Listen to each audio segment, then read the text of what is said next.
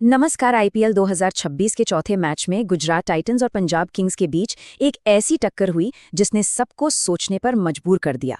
तो आज स्लाइड्स के जरिए हम इसी मैच की गहराई में उतरेंगे और देखेंगे कि कैसे एक टीम की सटीक रणनीति ने दूसरी टीम को पूरी तरह से मात दे दी। चलिए शुरू करते हैं। ये लाइन आप जानते हैं, इस मैच की पूरी कहानी बयां करती है। ये सिर्फ चौके छक्कों का खेल नहीं था, बल्कि ये एक दिमागी जंग थी, जहां हर गेंद एक प्लान का हिस्सा थी और हर पर प्रेशर बढ़ता जा रहा था। तो मंच बिल्कुल तैयार था। एक तरफ थे कप्तान शुभमन गिल की गुजरात टाइटंस और दूसरी तरफ श्रेयस अय्यर की पंजाब किंग्स। दोनों ही टीमें जीत के लिए बेताब थीं। लेकिन इस मैच की कहानी का पहला पन्ना लिखा गया सिक्के के उछलने के साथ। हाँ, तो पंजाब के कप्तान श्रेयस अय्यर ने टॉस जीता और पहले गेंदबाजी चुनी। और ये कोई हवा में लिया गया फैसला नहीं था। शायद पिच की शुरुआती नमी का फायदा उठाने की एक सोची समझी चाल थी। और जैसा कि हम आगे देखेंगे, बस यही एक फैसला पूरे मैच की दिशा तय कर गया। टॉस हारकर गुजरात टाइटंस बल्लेबाजी करने उतरी, लेकिन उनके लिए ये पारी मानो एक संघर्ष की दास्तां बन गई।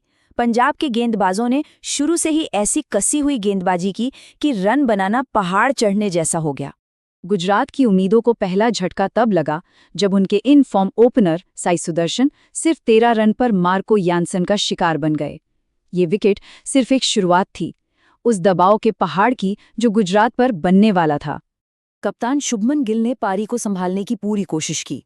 उन्होंने 39 रन बनाए, लेकिन जब टीम को उनसे एक बड़ी कप्तानी पारी की उम्मीद थी, तभी वो अपनी लय खो बैठे और उनके आउट होते ही गुजरात का मिडल ऑर्डर दबाव में आ गया।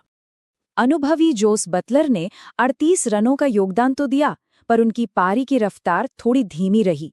T20 में स्ट्राइक रेट बहुत मायने रखता है ना? और इससे पहले कि वो गियर बदल पाते, युजवेंद्र चहल ने अपनी फिरकी के जाल में उन्हें फंसा लिया।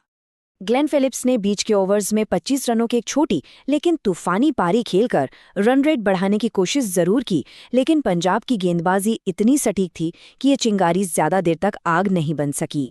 और पारी के आखिरी ओवर्स में जहां मैच बनता या बिगड़ता है, वहां पंजाब के गेंदबाजों ने कमाल कर दिया।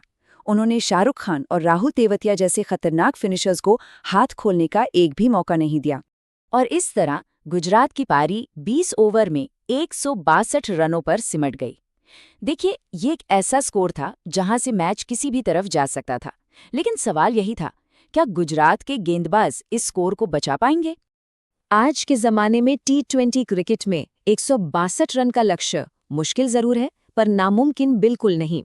अब गुजरात की जीत पूरी तरह से उनके गेंदबाजों के एक असाधारण प्रदर्शन पर टिकी थी। चलिए अब आते हैं मैच के उस हिस्से पर जिसने सच में गुजरात की हार की स्क्रिप्ट लिखी, पंजाब किंग्स की गेंदबाजी। ये सिर्फ गेंद फेंकना नहीं था, ये एक मास्टर प्लान था जिसे मैदान पर पूरी परफेक्शन के साथ लागू किया गया। पंजाब के इस जीत के पीछे असल में 3 गेंदबाजों का सबसे बड़ा हाथ था, जिन्होंने मिलकर गुजरात की बल्लेबाजी की कमर ही तोड़ दी। सबसे पहले मार्को यानसन। इन्होंने बीच के ओवर्स में अपनी किफ़ायती गेंदबाजी से रनों पर ब्रेक लगा दिया। उन्होंने न सिर्फ रन रोके, बल्कि एक अहम विकेट लेकर गुजरात के बल्लेबाजों को खुलकर खेलने से ही रोक दिया।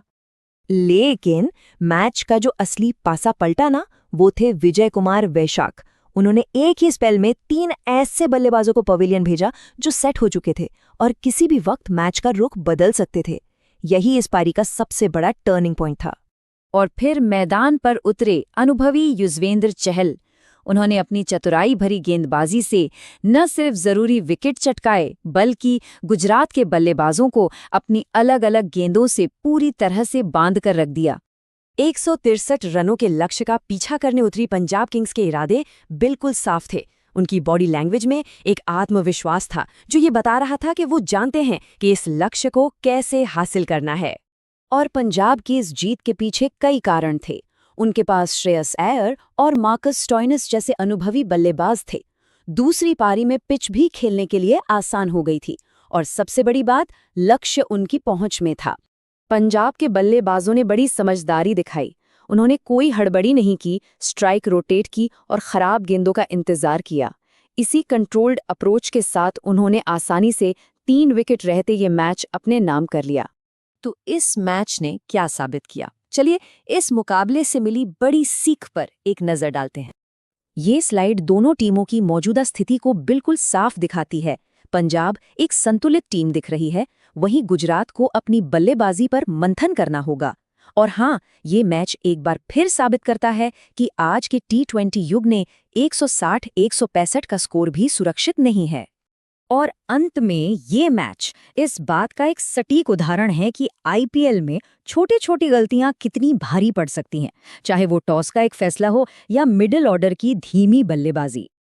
अब एक सवाल सबके लिए, आज के मैच का असली गेम चेंजर कौन था? विजय कुमार वैशाख, युजवेंद्र चहल या फिर मार्को यान्सन? अपने